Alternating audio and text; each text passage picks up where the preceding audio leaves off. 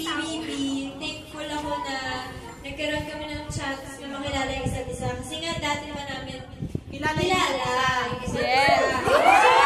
Narinig ka na! Narinig ka na! Dami pa! Dami pa! So ngayon, Basta una! Basta una! Nagkakawa ako mahabol message. Ayun, tapos ngayon, parang mas nagiging day by day, mas nagiging comfortable. Yes!